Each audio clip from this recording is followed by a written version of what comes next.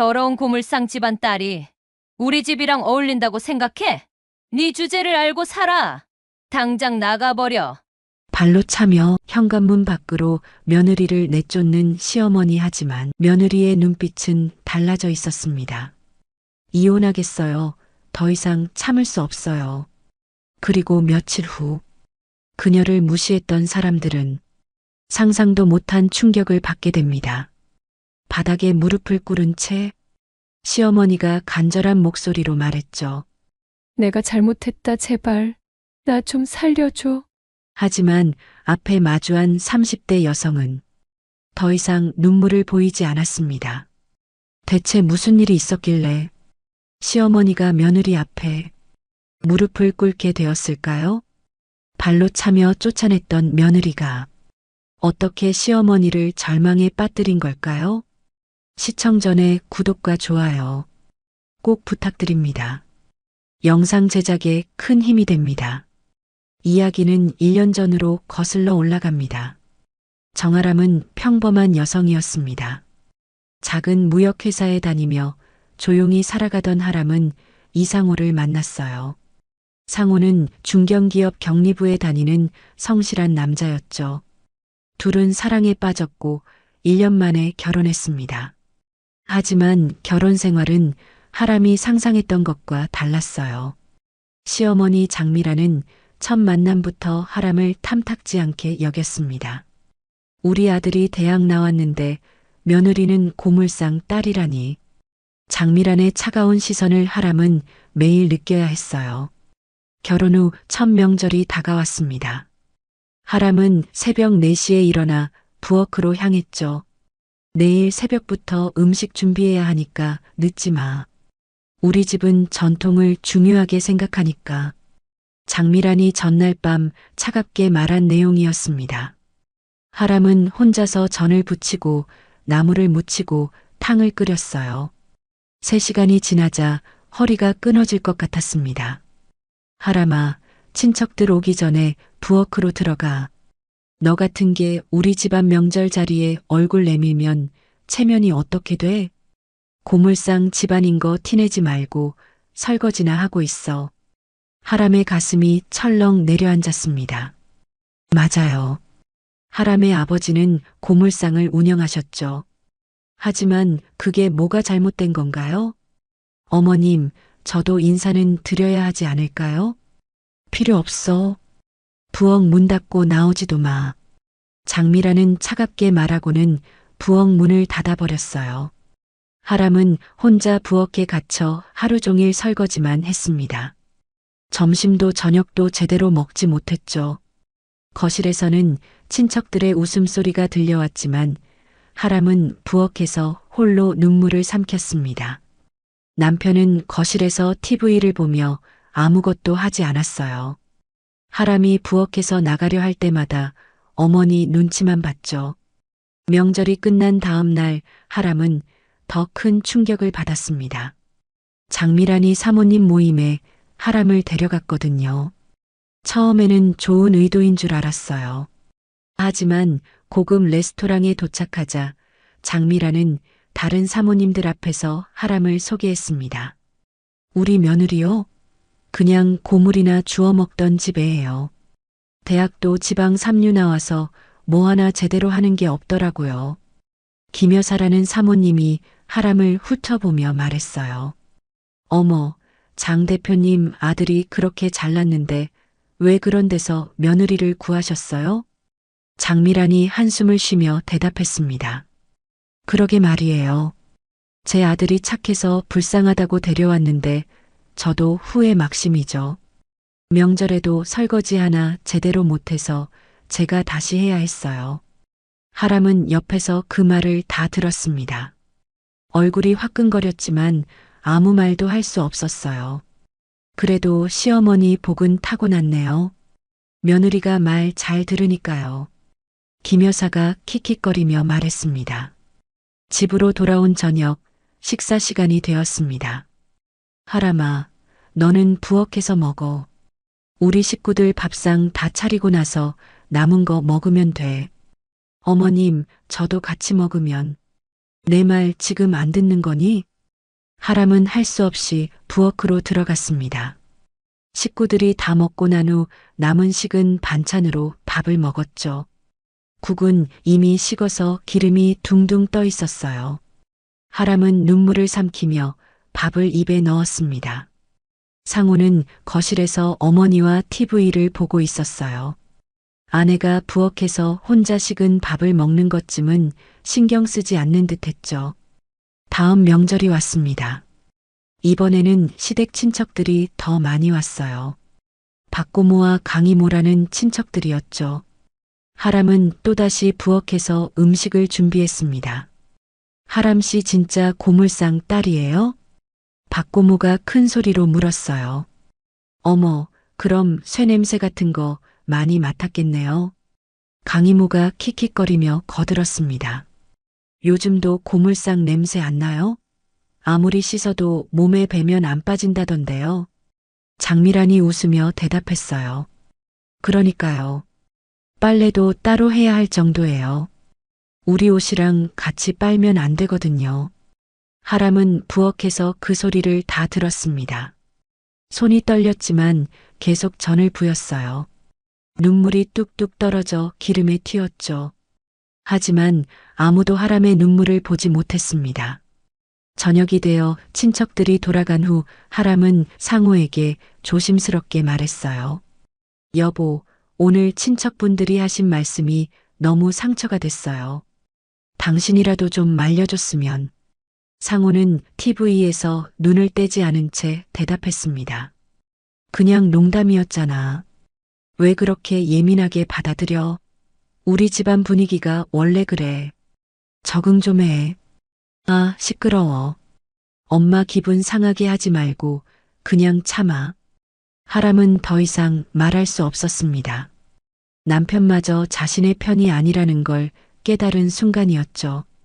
그날 밤 하람은 방에 혼자 앉아 생각했습니다. 이게 정말 사랑이었을까? 상호는 나를 정말 사랑했던 걸까? 하지만 결혼한 지 얼마 되지도 않았는데 포기할 수는 없었어요. 하람은 참기로 했습니다. 시간이 지나면 나아질 거라고 믿으면서요. 하지만 상황은 나아지지 않았습니다. 오히려 더 나빠졌죠. 그렇게 몇 달이 흘렀습니다. 하람은 매일 참고 또 참았어요. 하지만 하람에게 인생 최악의 날이 찾아왔죠. 어느 날 오후 하람의 핸드폰이 울렸습니다. 아버지 지인이었어요. 하람은 전화를 받자마자 온몸이 얼어붙었습니다. 하람아, 네 아버지가 갑자기 심장마비로 쓰러지셔서 응급실에 계셔. 빨리 와봐. 하람의 손에서 핸드폰이 떨어질 뻔했어요. 아버지가 쓰러지셨다고요? 하람은 서둘러 가방을 챙겼습니다. 그때 장미란이 거실에서 나왔어요. 어디 가는데 그렇게 급해? 하람이 떨리는 목소리로 대답했습니다. 어머님, 아버지가 심장마비로 응급실에 계시대요. 제가 병원에 가봐야 해요. 장미란의 얼굴이 차갑게 굳었습니다. 뭐, 병원 간다고? 지금 당장 저녁 준비해야 하는데. 시댁 일이 먼저야. 친정은 나중에 가. 하람은 믿을 수가 없었어요. 아버지가 죽어가고 있는데 저녁 준비를 하라고요? 어머님, 아버지가 위독하시대요. 제발 한 번만 가게 해주세요. 장미란이 팔짱을 끼고 냉정하게 말했습니다. 안 돼. 저녁 준비 다 하고 설거지까지 끝내고 가. 고물상 영감 하나 죽는다고 세상이 무너지냐? 너 때문에 우리 가족이 굶으면 어떡해? 하람의 눈에서 눈물이 줄줄 흘러내렸습니다. 무릎을 꿇고 애원했어요. 어머님, 제발이에요. 제발 한 번만 가게 해주세요. 저녁은 제가 돌아와서 할게요. 제발이요. 안 된다고 했잖아. 말 안 들을 거야? 하람은 상호를 바라봤습니다. 남편이라도 도와줄 거라고 믿었죠. 하지만 상호는 어머니 눈치만 보고 있었어요.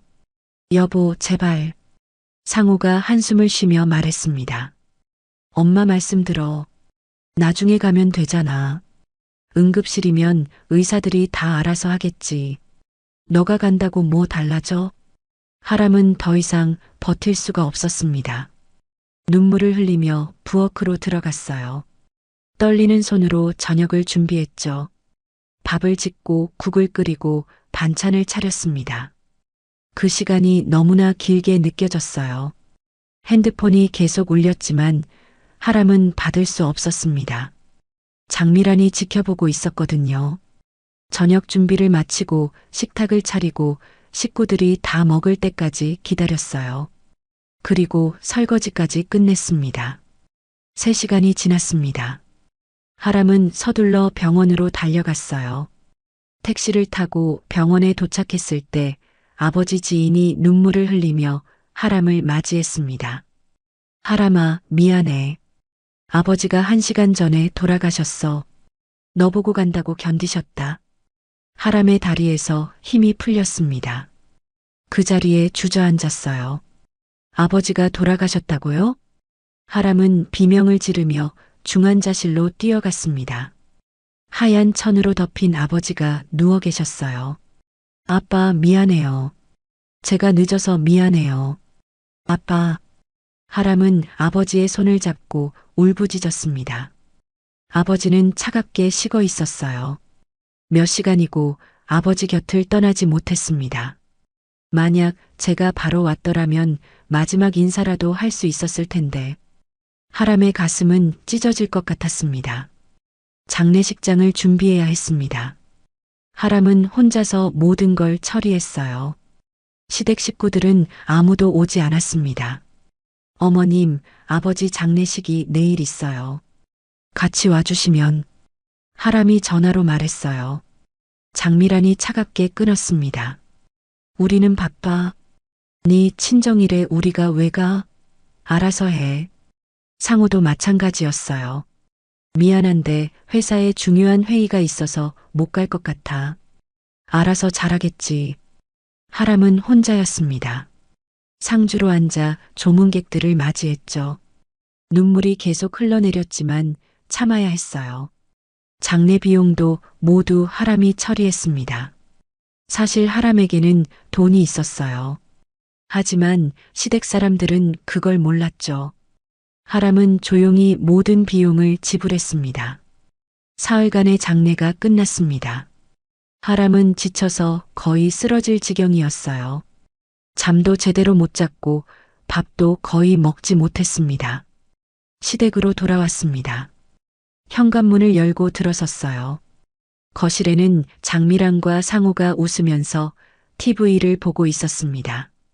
하람은 너무 지쳐서 거실 소파에 잠깐 앉았습니다. 그때였죠. 야, 누가 소파에 앉으래? 장미란의 날카로운 목소리가 울려 퍼졌어요. 하람은 깜짝 놀라 고개를 들었습니다. 너 같은 게 우리 집 소파에 앉아? 장미란이 화난 얼굴로 다가왔죠. 하람은 너무 지쳐서 대답조차 할 수 없었습니다. 그 순간 장미란이 갑자기 하람의 머리채를 확 잡아 끌었어요. 으악! 하람이 비명을 질렀습니다. 머리카락이 뽑히는 듯한 고통이 느껴졌어요. 장미란이 하람을 바닥으로 끌어내렸습니다. 그리고 발로 세게 차기 시작했어요. 너 없는 동안 집안일 누가 했는 줄 알아? 빨래며 청소며 다 내가 했어. 며느리 주제에 사흘씩이나 집을 비우고 장례는 핑계고 그냥 놀러 다닌 거 아니야? 고물상 딸 주제에 감히 우리 집을 우습게 봐? 이제 할 일 했으니까 당장 집에서 나가. 장미란이 하람을 발로 차며 현관문 쪽으로 밀어냈습니다. 하람은 머리채를 잡힌 채 발길질을 당하며 바닥에 끌려갔습니다. 눈물이 줄줄 흘러내렸어요. 어머님, 아버지 장례식이었잖아요. 장미란이 더 세게 발로 차며 고함쳤습니다. 장례식이면 뭐? 집안일은 누가 해? 네가 없으니까 내가 네 일까지 다 해야 했잖아. 내일 당장 짐 싸서 나가. 네 얼굴 보기도 싫어. 상호는 그 광경을 보고도 아무 말도 하지 않았습니다. 그저 고개를 돌렸을 뿐이었죠. 하람은 바닥에 주저앉아 머리를 감쌌어요. 머리카락 몇 가닥이 손에 묻어 있었습니다. 방으로 기어 들어갔습니다. 문을 닫고 바닥에 쓰러졌어요. 아버지를 잃은 슬픔과 시어머니한테 맞은 고통, 남편의 배신, 모든 게 한꺼번에 몰려왔습니다. 하지만 다음날 하람에게 더 큰 충격이 기다리고 있었습니다. 아침에 은행에서 전화가 왔어요. 하람 고객님, 대출 신청하신 거 확인차 연락드렸습니다. 2천만 원 신용대출건인데요. 하람은 깜짝 놀랐습니다. 저 대출 신청 안 했는데요. 은행 직원이 당황한 목소리로 말했어요. 남편 이상호 씨가 대리 신청하셨는데요. 서류에 고객님 도장이 찍혀 있어서요. 혹시 모르셨어요? 하람의 머릿속이 하얗게 변했습니다. 상호가 자기 도장을 위조했다고요? 하람은 서둘러 상호를 찾았어요. 상호는 거실에서 커피를 마시고 있었습니다. 여보, 은행에서 전화 왔어요.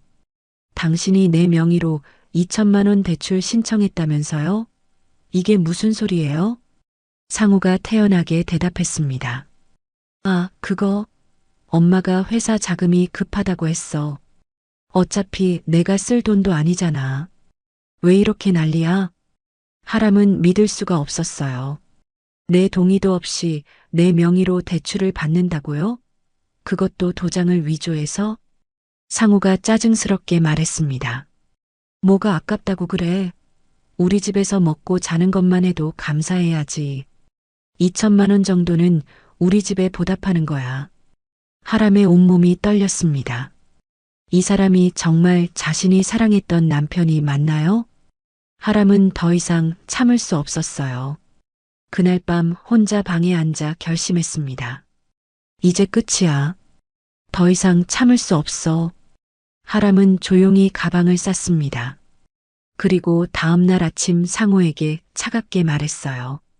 이혼해요. 우리. 하람의 차갑고 단호한 목소리가 거실에 울려 퍼졌습니다. 상호는 커피를 마시다가 멈칫했어요. 뭐, 이혼? 하람이 고개를 끄덕였습니다. 눈물은 이미 다 말랐어요. 이제 남은 건 차가운 분노뿐이었죠. 네, 이혼할게요. 더 이상 이 집에 있을 이유가 없어요. 장미란이 거실에서 나왔습니다.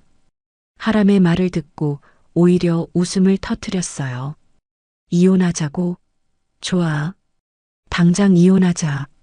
나도 네 얼굴 보기 싫었어. 우리 아들한테 고물상 딸이 무슨 도움이 됐다고? 상호도 어머니 편에 섰습니다. 좋아. 나도 너 같은 거 이제 지겹거든. 그런데 위자료는 생각도 하지 마. 네가 잘못해서 이혼하는 거니까. 하람은 조용히 그들을 바라봤습니다. 상호가 계속 말했어요. 오히려 내가 위자료 받아야 할 판이야. 네가 우리 집에서 먹고 산 거, 옷 사준 거 다 계산하면 1,000만 원은 너한테 받아야 해. 장미란이 거들었습니다. 맞아. 우리가 다 냈잖아. 그것도 받아내야지. 최소 2천만 원은 받아야 해. 하람은 그들의 말을 듣고 있었습니다. 예전 같았으면 울었을 거예요. 하지만 이제는 아무 감정도 느껴지지 않았습니다. 알겠어요. 위자료 없이 이혼해 줄게요. 돈도 요구하지 않을게요. 상호가 의외라는 표정을 지었습니다. 정말? 그럼 이혼 합의서 바로 쓰자. 오늘 당장. 장미란이 만족스러운 얼굴로 말했어요. 그래, 알아서 나가. 우리한테 피해는 주지 말고. 짐은 오늘 안으로 다 싸서 나가. 하람은 고개를 끄덕였습니다.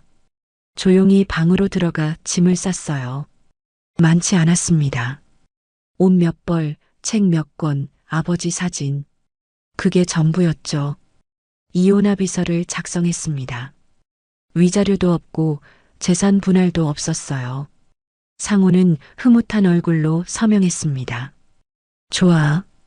이제 우리는 남이야. 다시는 연락하지 마. 하람은 아무 말 없이 가방을 들고 집을 나왔습니다. 현관문이 쾅 닫히는 소리가 들렸어요. 뒤에서 장미란의 목소리가 들렸습니다. 드디어 저 골칫거리가 나갔네. 이제 우리 아들 좋은 집안에 다시 장가 보내야지. 하람은 걸음을 멈추지 않았습니다. 고개를 들고 앞을 바라봤어요. 더 이상 뒤돌아보지 않았습니다. 하람은 작은 원룸을 구했습니다. 짐을 풀고 며칠 동안 조용히 지냈어요. 그리고 어느 날 아버지 산소를 찾아갔습니다. 가을바람이 불고 있었어요. 하람은 아버지 산소 앞에 무릎을 꿇고 앉았습니다. 국화꽃을 놓고 고개를 숙였죠. 아버지, 미안해요. 하람의 목소리가 떨렸습니다. 아버지가 마지막으로 하신 말씀 기억나요? 2년만 평범하게 살아보라고 하셨죠. 돈이 아닌 나 자신을 사랑하는 사람을 만나라고. 바람이 나뭇잎을 흔들었습니다. 저 정말 그렇게 하려고 했어요. 제 정체를 숨기고 평범하게 살았어요. 상호를 만났을 때 저는 진심으로 사랑했어요. 그 사람이 저를 사랑한다고 믿었어요. 하람의 눈에서 눈물이 흘러내렸습니다. 하지만 아니었어요. 그들은 저를 사랑한 게 아니었어요. 그냥 무시하고 말 잘 듣는 대상이 필요했던 거예요. 제가 고물상 딸이라서, 제가 약해 보였기 때문에. 하람이 눈물을 닦았습니다. 그리고 천천히 일어섰어요. 아버지, 미안해요. 저 이제 평범하게 못 살 것 같아요. 이제 제자리로 돌아갈게요. 하람의 눈빛이 차갑게 변했습니다. 더 이상 눈물은 없었어요. 가방에서 핸드폰을 꺼냈습니다. 전화를 걸었어요. 상대방이 받자 하람이 차분하게 말했습니다. 박 팀장님, 저예요. 정아람입니다. 전화 너머에서 놀란 목소리가 들렸습니다. 상무님, 상무님이시군요. 그동안 어디 계셨어요? 회사가 난리였습니다. 하람이 잠시 침묵했다가 말했습니다. 제가 복귀합니다. 내일 당장 출근할게요. 그리고 팀장님, 부탁이 있어요. 말씀하세요, 상무님. 하람의 목소리가 더 차갑게 가라앉았습니다. 미래물류라는 회사 아시죠? 박 팀장이 대답했어요. 네, 상무님. 우리 협력사 중 하나죠. 재활용 운송 쪽으로 거래하는 중소기업입니다. 하람이 조용히 말했습니다. 그 회사 관련해서 모든 계약 내역 정리해 주세요. 거래 규모, 계약 기간, 의존도 다 파악해 주세요. 박 팀장이 조심스럽게 물었습니다. 상무님, 혹시 미래물류랑 무슨 문제라도? 하람이 끊어서 말했어요.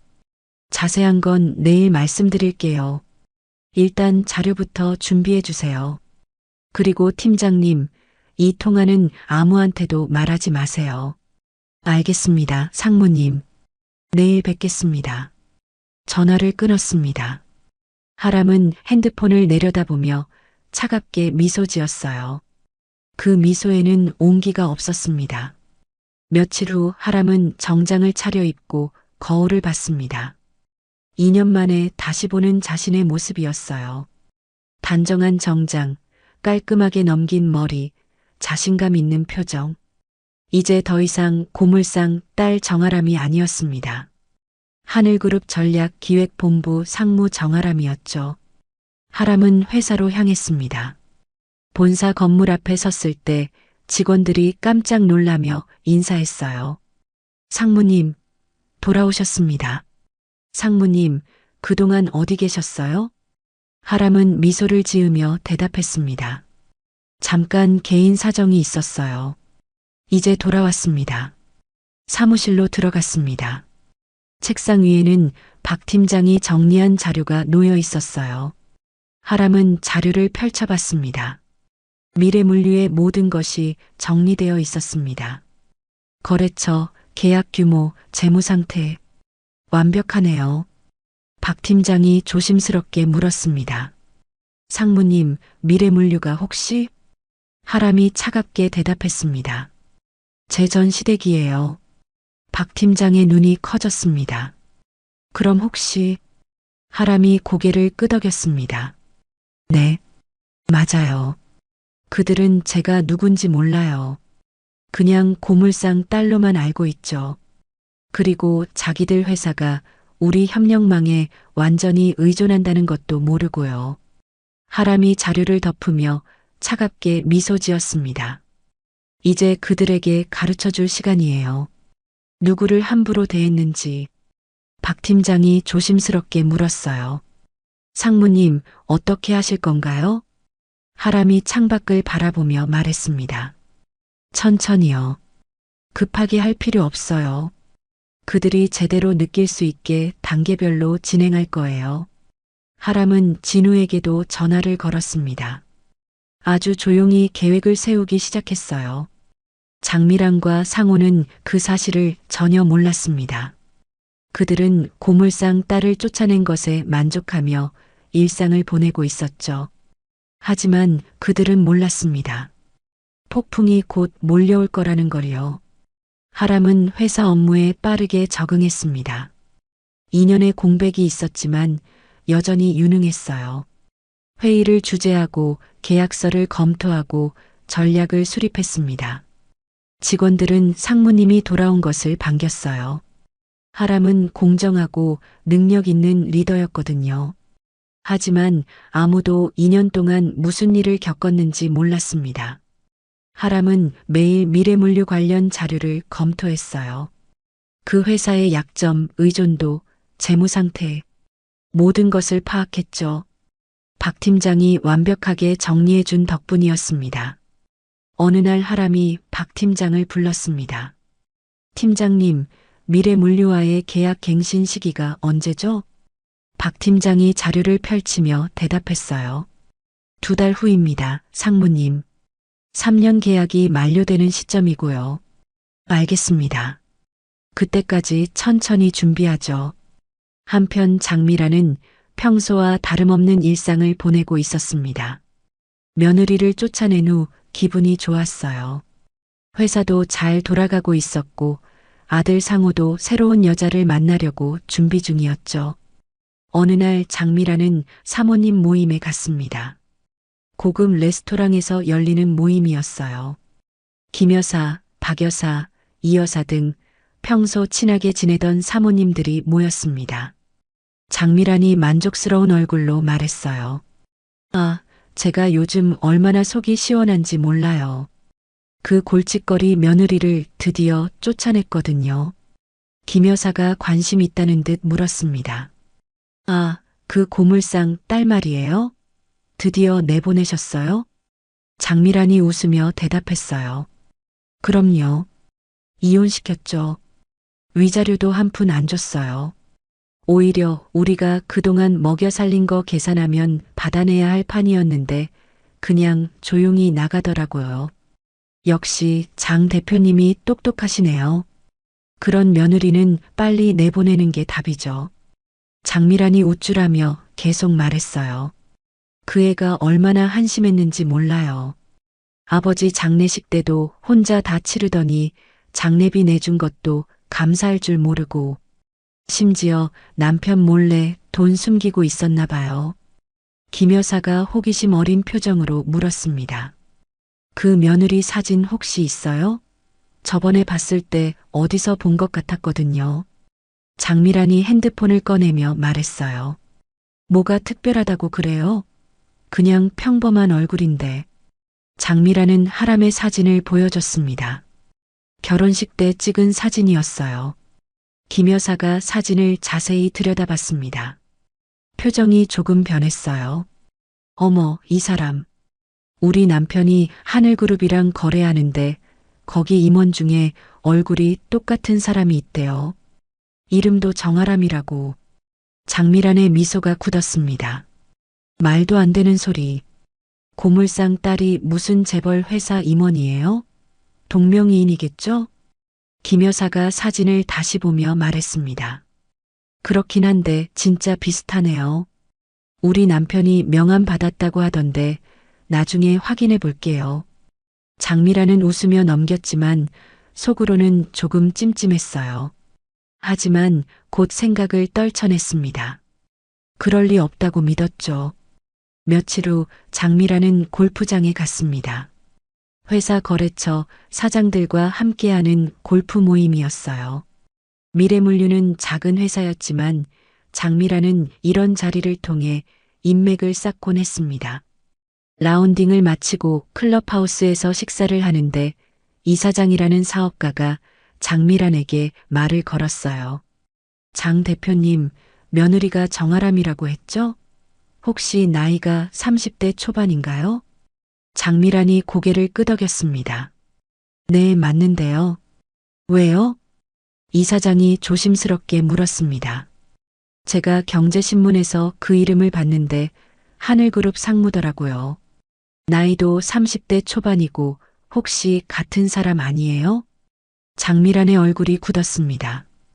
또 하늘그룹이라고요? 억지로 웃으며 대답했어요. 무슨 황당한 소리예요? 우리 며느리는 고물상 딸인데 그런 큰 회사 상무가 될 리 없잖아요. 그리고 이미 이혼해서 쫓아냈어요. 이사장이 고개를 갸웃하며 말했습니다. 그럼 동명이인인가 보네요. 근데 나이도 비슷하고 얼굴도 비슷하다던데. 하늘그룹 하면 업계 최고 아닙니까? 장 대표님도 그쪽이랑 거래 많이 하시잖아요. 장미란의 손이 미세하게 떨렸습니다. 맞아요. 미래물류는 하늘그룹 계열 협력사들과 주로 거래했어요. 그게 회사 매출의 대부분을 차지했죠. 동명이인일 거예요. 그럴 리가 없어요. 장미란은 그렇게 말했지만 집으로 돌아오는 차 안에서 계속 신경이 쓰였습니다. 정아람이라는 이름이 2번이나 나왔어요. 집에 도착한 장미란은 상호를 불렀습니다. 상호야, 하람이 그때 회사 어디 다닌다고 했지? 상호가 TV를 보며 대답했어요. 작은 무역회사요. 이름도 기억 안 나는데요. 왜요? 장미란이 핸드폰을 만지작거리며 말했습니다. 아니, 그냥 오늘 사람들이 이상한 소리를 해서. 무슨 소리요? 장미란이 주저하다 말했어요. 하람이랑 같은 이름, 같은 나이에 하늘그룹 상무가 있대. 그것도 얼굴까지 비슷하다고. 상호가 웃음을 터뜨렸습니다. 엄마, 말도 안 돼요. 하람이가 대기업 회사 상무라고요? 걔는 고물상 딸이고 학벌도 별로고 그냥 동명이인이에요. 장미란도 웃으며 고개를 끄덕였어요. 그래, 그렇겠지. 내가 괜히 신경 쓰나 봐. 하지만 그날 밤 장미란은 잠을 제대로 이루지 못했습니다. 계속 신경이 쓰였어요. 설마, 정말 그럴 리 없겠지? 다음 날 장미란은 회사에 출근했습니다. 비서에게 말했어요. 하늘그룹 홈페이지 찾아봐. 임원 명단 있나 확인해봐. 비서가 곧 컴퓨터로 확인했습니다. 대표님, 홈페이지에 임원 소개가 있는데요. 사진은 없고 이름만 나와 있어요. 정아람 상무, 전략기획본부 담당이라고 나와 있습니다. 장미란의 가슴이 철렁 내려앉았습니다. 정말 정아람 상무가 있다고요? 하지만 사진이 없으니 확인할 방법이 없었어요. 나이는 안 나와 있어요, 대표님. 장미란은 안도의 한숨을 쉬었습니다. 동명이인이야. 그래, 틀림없어. 우리 며느리가 재벌 회사 상무일 리 없어. 하지만 마음 한구석에 불안감이 자리 잡았습니다. 장미란은 고개를 저었어요. 그날 오후 장미란은 거래처 미팅을 갔습니다. 재활용 업체 사장님과의 미팅이었어요. 계약 갱신에 대해 이야기하던 중 사장님이 무심코 말했습니다. 장 대표님, 요즘 하늘그룹 쪽에서 협력사 관리 강화한다던데 들으셨어요? 이번에 새로운 정상무가 직접 챙긴다더라고요. 장미란의 귀가 번쩍 뜨였습니다. 정상무요? 네. 정아람 상무요. 젊은데 되게 능력 있다고 소문났어요. 우리도 이번에 그쪽이랑 계약 재검토 들어간대요. 장미란의 얼굴이 하얗게 변했습니다. 정아람. 또 그 이름이에요. 그 정상무님이 어떻게 생겼어요? 글쎄요. 제가 직접 본 적은 없는데 30대 초반이고 되게 똑똑하다더라고요. 그리고 뭐, 원래 재벌 집안 사람이라던데요. 장미라는 더 이상 듣고 싶지 않았습니다. 미팅을 빨리 끝내고 회사로 돌아왔어요. 사무실에 혼자 앉아 생각했습니다. 설마, 하람이가 정말 하늘그룹 상무라면? 그럼 내가 지금까지 한 짓은? 장미란의 손이 떨렸습니다. 하지만 곧 고개를 저었어요. 아니야. 절대 그럴 리 없어. 그 애는 고물상 딸이야. 내가 직접 확인했잖아. 하지만 불안감은 사라지지 않았습니다. 그날 이후로 장미란은 밤마다 잠을 설쳤어요. 혹시나 하는 불안감이 그녀를 괴롭혔습니다. 그리고 며칠 후 그 불안감이 현실이 되는 날이 찾아왔습니다. 어느 월요일 아침이었습니다. 장미란은 평소처럼 신문을 펼쳤어요. 경제신문을 보는 게 그녀의 습관이었죠. 커피를 한 모금 마시며 일면을 펼쳤습니다. 그 순간 장미란의 손이 멈췄습니다. 일면에 큰 사진이 실려 있었어요. 정장을 입은 젊은 여성의 사진이었죠. 그리고 그 옆에 큰 제목이 있었습니다. 하늘그룹 ESG 전략 대폭 확대, 정아람 상무주도. 장미란의 얼굴이 하얗게 질렸습니다.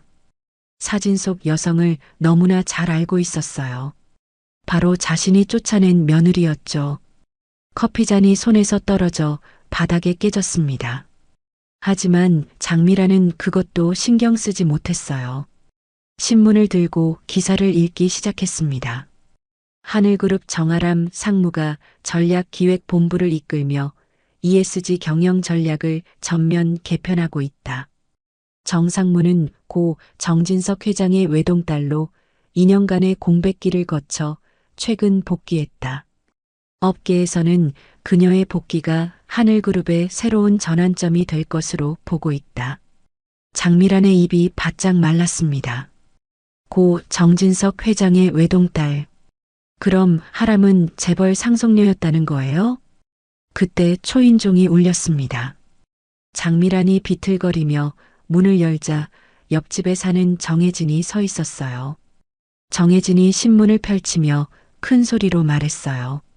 장 대표님, 사진 속 사람이 당신 며느리 맞죠? 이름도 정아람이고 얼굴도 똑같은데요. 장미란은 대답할 수가 없었습니다. 다리에 힘이 풀려 소파에 주저앉았어요. 혹시 진짜 그 며느리가 재벌이었던 거 아니에요? 하늘그룹 하면 업계 최고잖아요. 장 대표님 회사도 거기 협력사들이랑 거래하는 거 아니었어요? 장미란의 얼굴에서 피기가 완전히 빠졌습니다. 맞아요. 미래물류의 거래처 대부분이 하늘그룹 계열이었어요. 그게 회사 매출의 70% 이상을 차지했죠. 말도 안 돼요. 그 애가 고물상 딸이라고. 아버지가 고물상 한다고. 정혜진이 신문을 가리키며 말했어요. 여기 보세요. 고 정진석 회장이라고 나와 있잖아요. 고물상이 아니라 재활용 업체 재벌이었던 거예요. 장미란은 그제서야 깨달았습니다. 하람의 아버지가 운영하던 게 고물상이 아니었어요. 재활용 사업이었던 거죠.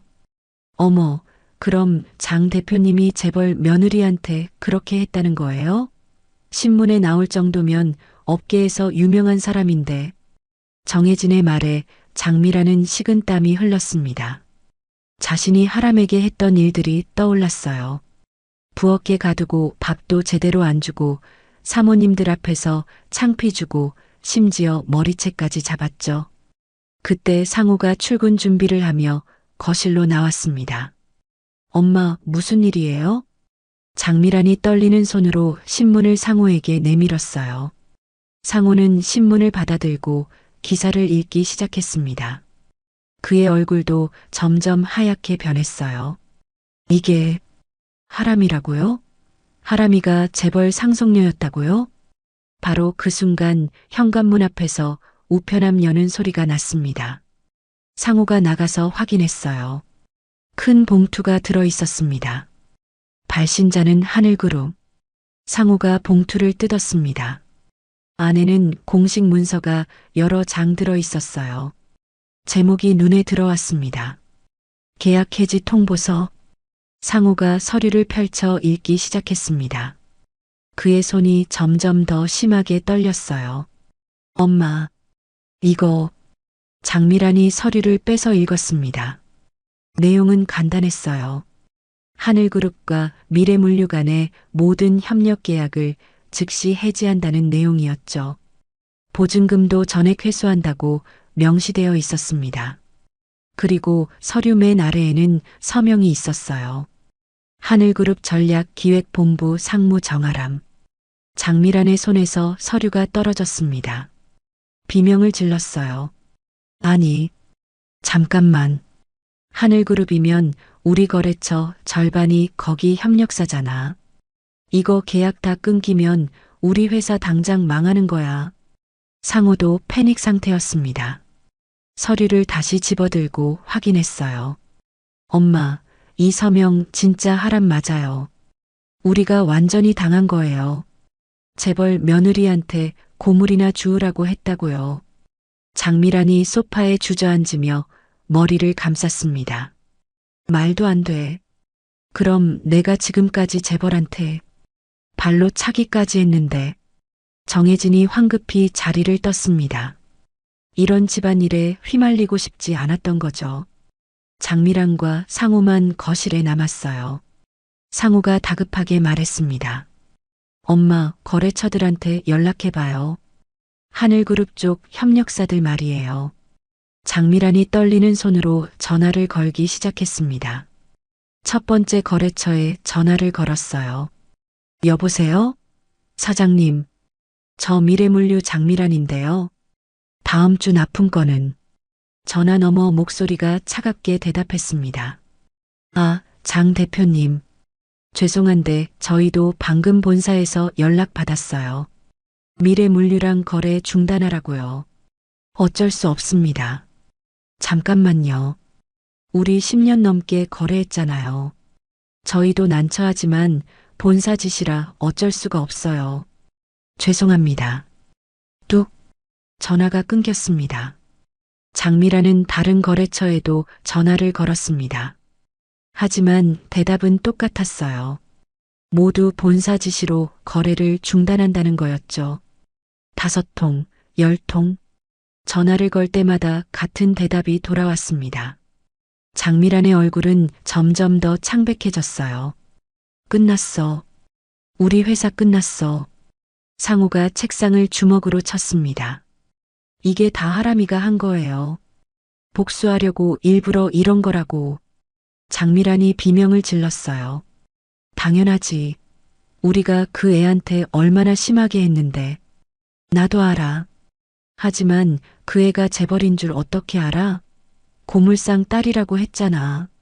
상호가 머리를 쥐어뜯으며 말했습니다. 우리가 착각한 거라고. 아, 어떻게? 회사가 망하면 우리는. 장미란이 갑자기 벌떡 일어났습니다. 하람이 한테 가자. 당장 가서 빌어야 해. 무릎 꿇고 빌면 혹시. 상호가 고개를 저었어요. 엄마, 지금 와서 빈다고 용서해 줄까요? 우리가 얼마나 심하게 했는데.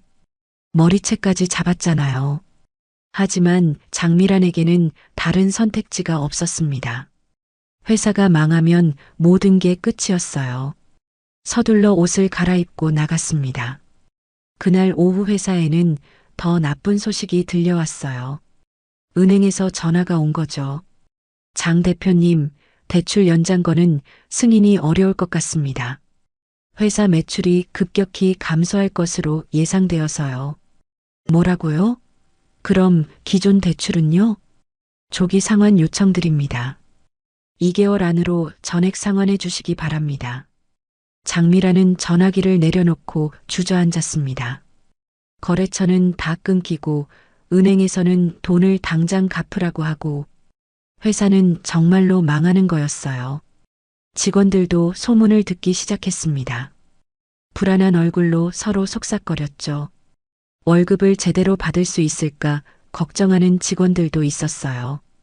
장미라는 사무실에 혼자 앉아 있었습니다. 신문에 실린 하람의 사진이 자꾸 눈에 밟혔어요. 차갑고 당당한 표정. 자신이 무시하고 학대했던 며느리가 실은 이렇게 대단한 사람이었다니. 내가 재벌을 고물상 딸이라고. 장미란의 눈에서 눈물이 흘러내렸습니다. 하지만 그건 후회의 눈물이 아니었어요. 회사를 잃을지도 모른다는 두려움의 눈물이었죠. 상호는 회사에서 상사에게 불려갔습니다. 상사가 심각한 표정으로 말했어요. 이 과장, 자네 전 부인이 하늘그룹 정상무라던데 사실인가? 상호가 당황하며 대답했습니다. 전 부인입니다. 이혼했어요.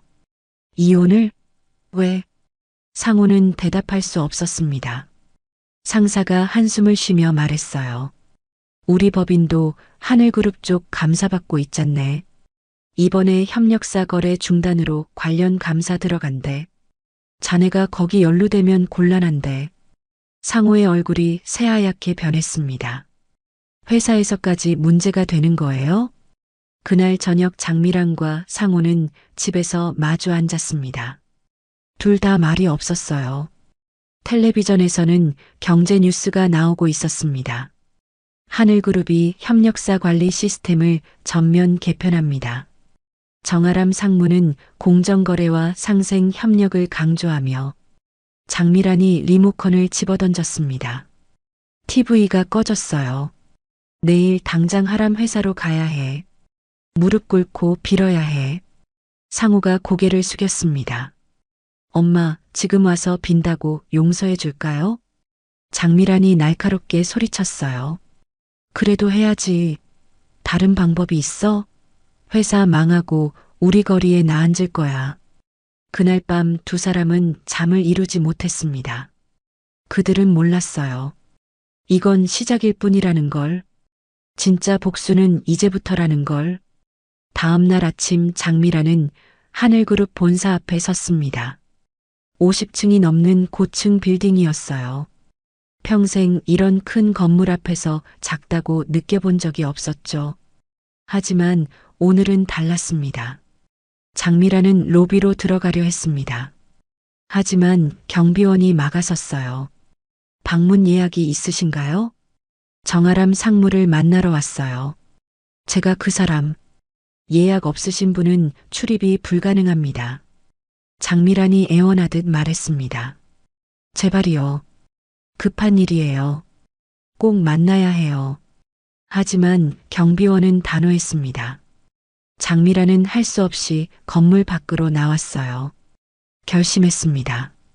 하람이 나올 때까지 기다리기로요. 1시간이 지났습니다.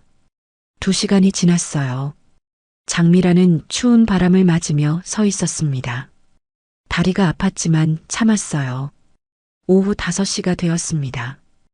회사에서 사람들이 퇴근하기 시작했어요. 그때 회전문이 열리고 하람이 나왔습니다. 정장을 입은 하람은 당당했습니다. 직원 몇 명이 그녀를 따르고 있었어요. 하람은 차분하게 그들과 이야기를 나누며 걷고 있었죠. 장미란이 앞으로 뛰어나갔습니다. 하람아. 하람이 걸음을 멈췄습니다. 천천히 고개를 돌려 장미란을 바라봤어요. 그 눈빛에는 아무 감정도 없었습니다. 장미란이 하람 앞에 섰습니다. 그리고 갑자기 무릎을 꿇었어요. 하람아. 아니, 상무님. 제발 한 번만 용서해 주세요. 주변 사람들이 놀라서 쳐다봤습니다. 하람의 직원들도 당황한 표정이었어요. 하지만 하람은 무표정했습니다. 장미란이 계속 애원했어요. 제가 미쳤었어요. 제가 잘못했어요. 제발 계약 다시 해주세요. 회사가 망하면 직원들은 어떡해요? 하람이 차갑게 내려다보며 말했습니다. 어머님, 지금 와서 무릎 꿇는다고 용서받을 줄 알아요? 장미란이 눈물을 흘리며 말했어요. 제가 정말 잘못했어요. 다시는 안 그럴게요. 제발이요. 하람의 목소리가 더 차갑게 가라앉았습니다. 제 머리채 잡을 때는 언제고 지금 와서 눈물이에요? 제 아버지 돌아가시는데도 병원 못 가게 막을 때는 언제고요? 장미란이 바닥에 이마를 대며 울었습니다. 미안해요. 정말 미안해요. 하람이 한 걸음 다가섰습니다. 목소리는 낮지만 또렷했어요. 어머님, 힘들어도 인간다운 예의는 지키며 사는 사람들이 얼마나 많은지 아세요? 어머님은 그 선을 넘으셨잖아요. 제발, 회사만은. 하람이 냉정하게 말을 끊었습니다. 회사요? 제가 왜 어머님 회사를 살려줘야 하는데요? 제 아버지가 돌아가시는데도 저녁 준비하라고 할 때는 언제고 지금 와서 사정이에요? 장미란이 하람의 바지를 붙잡았습니다. 하람아, 제발 나 좀 살려줘. 내가 너무 잘못했어. 하람이 장미란의 손을 뿌리쳤습니다. 손 떼세요. 지금도 거짓말하고 있잖아요. 어머님은 지금 회사가 아까워서 우는 거예요. 저한테 한 짓이 미안해서가 아니라요. 장미란의 얼굴이 붉어졌습니다. 하람의 말이 맞았거든요. 하람이 계속 말했습니다. 어머님이 저한테 뭐라고 했죠? 고물상 딸이라고. 우리 덕에 배불리 먹은 주제라고 하셨죠. 그 말 기억나세요? 그건 내가 정말. 하람이 단호하게 말했어요. 저도 어쩔 수 없어요. 이미 결정된 일이에요. 계약 해지는 번복할 수 없습니다. 장미란이 소리를 질렀습니다. 너 정말 이럴 거야? 그래, 내가 잘못했어. 하지만 이렇게까지 해야 해? 우리 회사 직원들도 있는데. 하람의 눈빛이 더 차갑게 변했습니다. 직원들 걱정은 어머님이 하셔야죠. 회사 경영을 잘못한 건 제 잘못이 아니에요. 그리고 어머님, 이건 복수가 아니에요. 단지 거래를 중단한 것뿐이에요. 거짓말. 너 나한테 복수하려고 이러는 거잖아. 하람이 조용히 대답했습니다. 그럼 어머님은 제가 그냥 참고 넘어갈 줄 알았어요? 머리채를 잡고 발로 차시고 아버지 장례식 날 쫓겨났는데 말이에요. 장미란은 아무 말도 할 수 없었습니다. 하람이 마지막으로 말했어요. 어머님, 전 어머님이 진짜 반성한다고 생각하지 않아요. 지금도 회사 걱정만 하고 계시잖아요. 제게 사과하는 것도 회사 때문이고요. 죄송하지만 전 이제 가봐야겠어요. 하람이 등을 돌렸습니다. 장미란이 바닥에서 소리쳤어요. 정아람, 너 이러다 후회할 거야. 너 때문에 사람들이 일자리 잃으면 그것도 다 네 책임이야. 하람이 잠시 멈춰섰더니 돌아보지도 않고 말했습니다. 직원분들은 제가 책임지겠습니다. 하지만 어머님은 아니에요. 하람은 차에 탔습니다. 차가 출발했어요. 장미란은 바닥에 주저앉아 울부짖었습니다. 으악, 망했어. 다 망했어. 주변 사람들이 수군거리며 지나갔습니다. 장미란은 초라하게 그 자리에 남겨졌어요. 한편 차 안의 하람은 창밖을 바라보고 있었습니다. 표정은 여전히 차갑고 단단했어요. 감정의 동요는 없었습니다. 회사로 돌아온 하람은 사무실에 들어갔습니다. 책상에 앉아 서류를 검토하고 있는데 박 팀장이 노크를 하고 들어왔어요. 상무님, 보고 드릴 게 있습니다. 말씀하세요. 박 팀장이 조심스럽게 서류를 내밀었어요. 상무님, 진우님이 연락 왔습니다. 어떻게 됐나요? 박 팀장이 미소를 지으며 대답했습니다. 미래물류 부실채권 매입 완료했다고 합니다. 지분 55% 확보했습니다. 하람이 잠시 침묵했습니다. 그리고 천천히 미소를 지었어요. 좋아요. 예상보다 빨리 진행됐네요. 네, 상무님. 미래물류가 자금난에 빠지면서 채권자들이 급하게 채권을 매각했거든요. 진우님이 그걸 재빠르게 매입했습니다. 하람이 고개를 끄덕였습니다. 그럼 이제 경영권을. 네. 지분 55%면 충분합니다. 임시주총 소집이 가능합니다. 하람이 창밖을 바라보며 말했습니다. 일주일 후로 임시주총을 소집하세요. 안건은 대표이사 해임입니다. 박 팀장이 잠시 망설이다 물었습니다. 상무님, 정말 여기까지 하시는 겁니까? 계약 해지만으로도 충분히. 하람이 박 팀장을 바라봤습니다. 그 눈빛은 단호했어요. 팀장님, 그분들이 저한테 한 짓을 아세요? 박 팀장이 아무 말도 하지 못했습니다. 하람이 차갑게 말했습니다. 그들은 제대로 된 대가를 치러야 해요. 계약 해지는 시작일 뿐이에요. 알겠습니다, 상무님. 일주일 후 임시주총 준비하겠습니다. 박 팀장이 나갔습니다. 하람은 혼자 남아 창밖을 바라봤어요. 도시의 불빛들이 반짝이고 있었습니다. 일주일이 지났습니다. 장미라는 회사를 지키기 위해 필사적으로 움직였어요. 새로운 거래처를 찾고 은행에 사정하고 투자자를 찾아다녔습니다. 하지만 소용없었어요. 하늘그룹과 관계가 끊긴 회사를 아무도 거들떠보지 않았습니다. 업계에는 이미 소문이 퍼져 있었거든요. 어느 날 오전 회사에 등기우편이 도착했습니다. 비서가 서류를 장미란에게 가져왔어요. 대표님, 법원에서 온 우편입니다. 장미란이 봉투를 뜯었습니다. 안에는 공식 문서가 들어 있었어요. 임시주총의 소집 통지서. 장미란의 손이 떨렸습니다. 서류를 읽기 시작했어요. 미래물류 주식회사 임시주총회를 다음과 같이 소집합니다. 이틀 후 오전 10시 미래물류 본사 회의실 대표이사 장미란 해임. 장미란의 얼굴이 새하얗게 변했습니다. 대표이사 해임?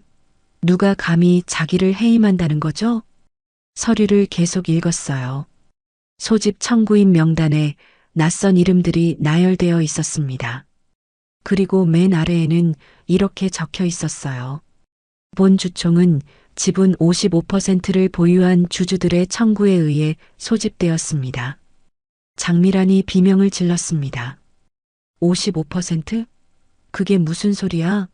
내가 70%를 갖고 있는데.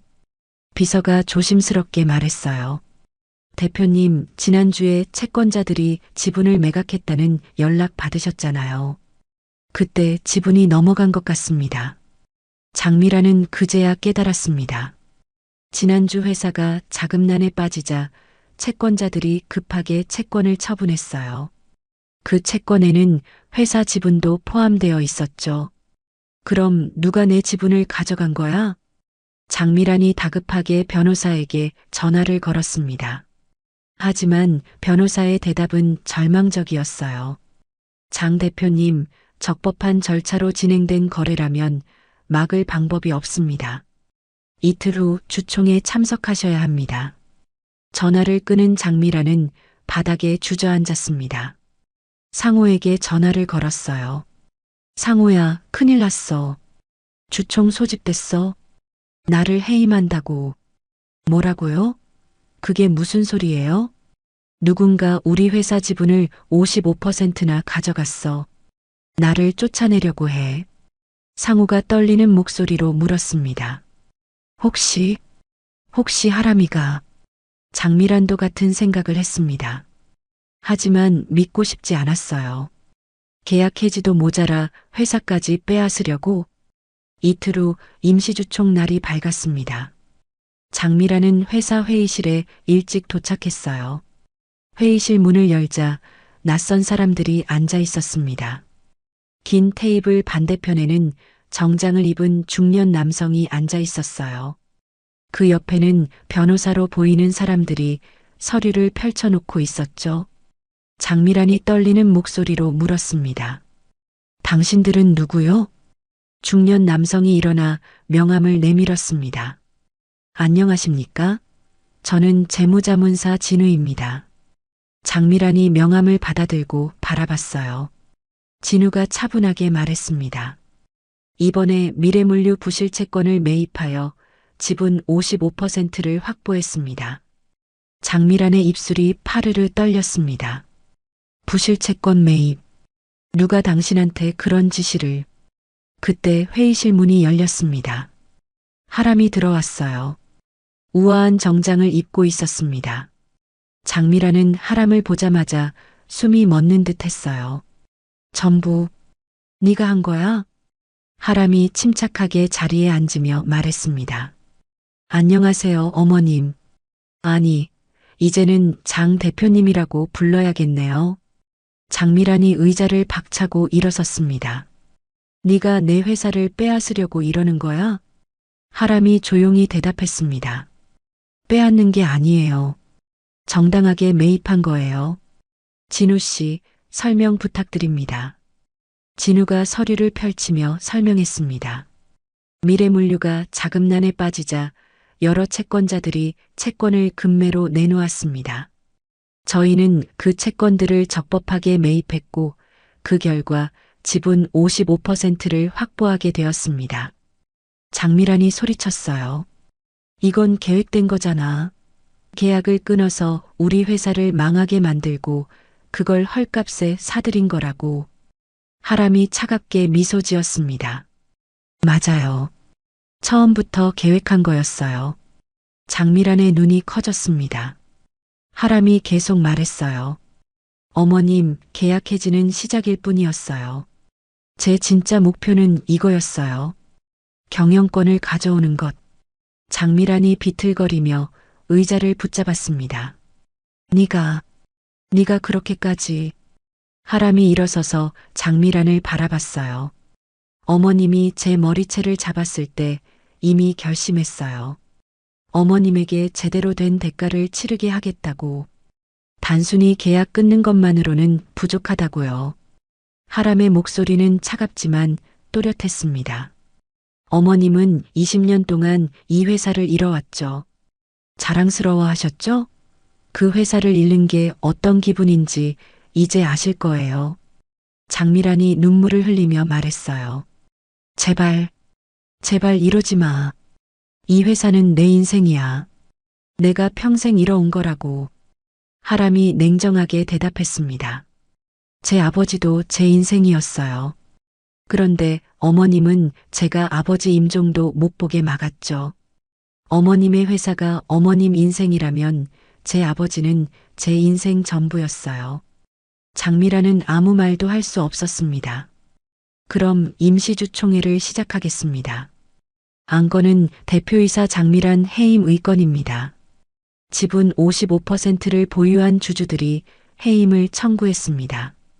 장미란이 마지막으로 애원했어요. 안 돼. 제발 안 돼. 진우가 차분하게 말했습니다. 찬성하시는 분은 거수해 주시기 바랍니다.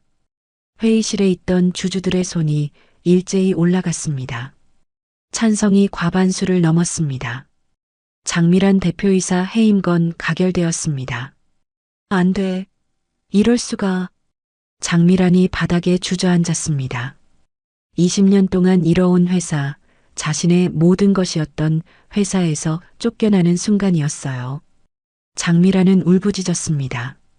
하지만 아무도 그녀를 동정하지 않았어요. 하람은 회의실을 나갔습니다. 뒷모습은 당당했어요. 주총이 끝난 후 장미란과 상호의 삶은 빠르게 무너졌습니다. 상호는 회사에서 불려갔어요. 상사가 차갑게 말했습니다. 이 과장, 미안하지만 우리 법인에서 더 이상 근무하기 어려울 것 같네. 하늘그룹 쪽 감사건으로 자네가 연루되면 법인 이미지에 타격이 크거든. 상호는 그 자리에서 사직서를 쓸 수밖에 없었어요. 아니, 정확히는 해고당한 거였죠. 새 직장을 구하려 했습니다. 하지만 어디를 가도 같은 대답만 돌아왔어요. 죄송합니다만 저희는 다른 지원자로 결정했습니다. 상호는 몰랐습니다. 업계에 이미 소문이 퍼졌다는 걸. 하늘그룹 정상무의 전 남편. 회계사로서 신뢰를 잃은 사람. 아무도 그를 채용하려 하지 않았어요. 한 달이 지났습니다. 상호는 편의점 아르바이트 면접까지 봤지만 떨어졌어요. 집에만 틀어박혀 지냈습니다. 장미라는 더 비참했습니다. 회사에서 쫓겨난 후 그녀가 할 수 있는 일은 아무것도 없었어요. 20년 동안 쌓은 인맥도 소용없었습니다. 사모님 모임에 나가려 했지만 김 여사가 차갑게 말했어요. 이제는 장 씨라고 불러야 하나요? 죄송하지만 앞으로 모임에 나오지 않으셨으면 좋겠어요.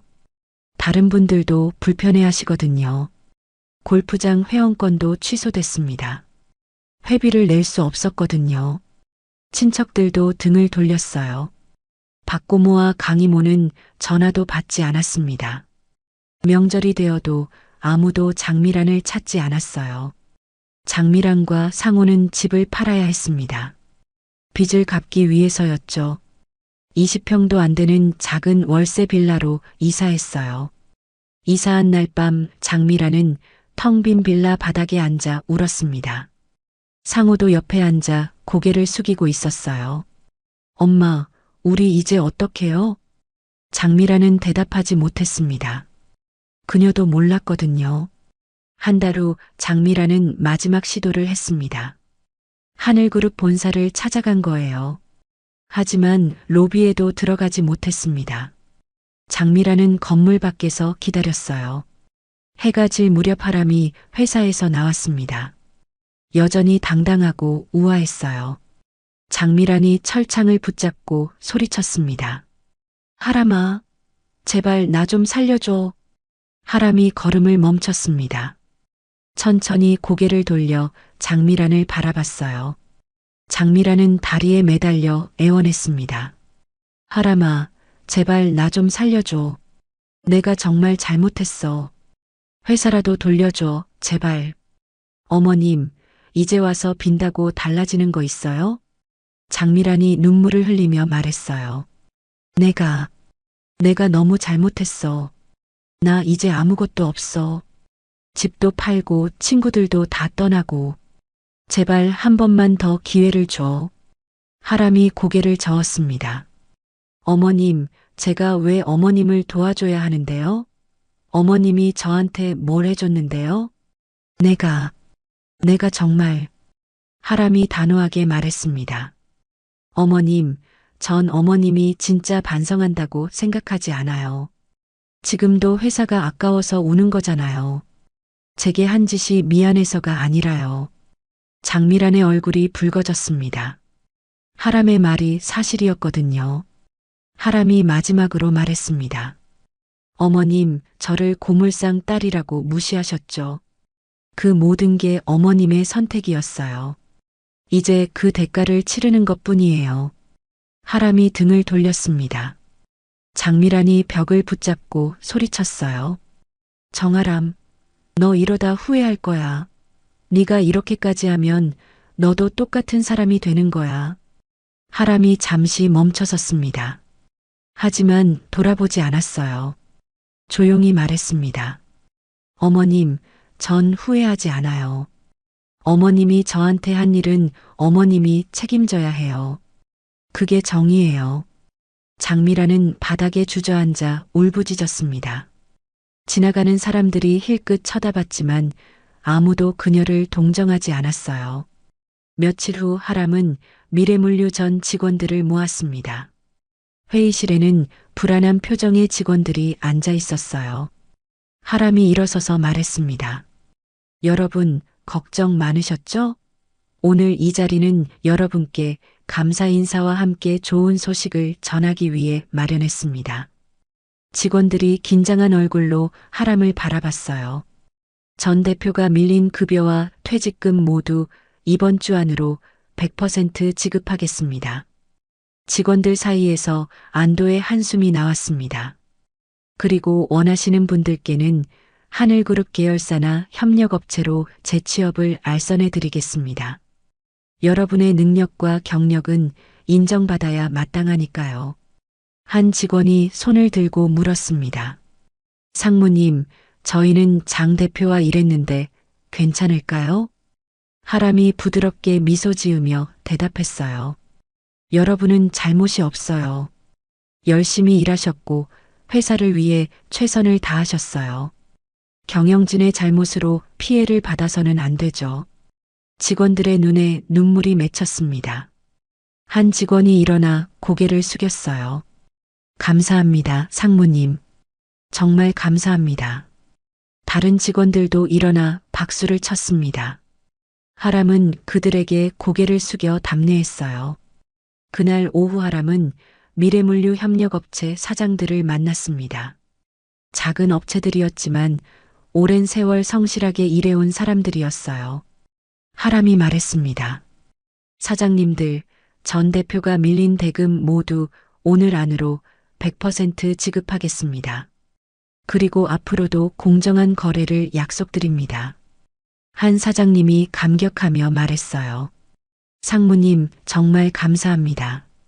저희는 석 달째 대금을 못 받아서 직원 월급도 못 줄 뻔했어요. 하람이 미소 지으며 대답했습니다.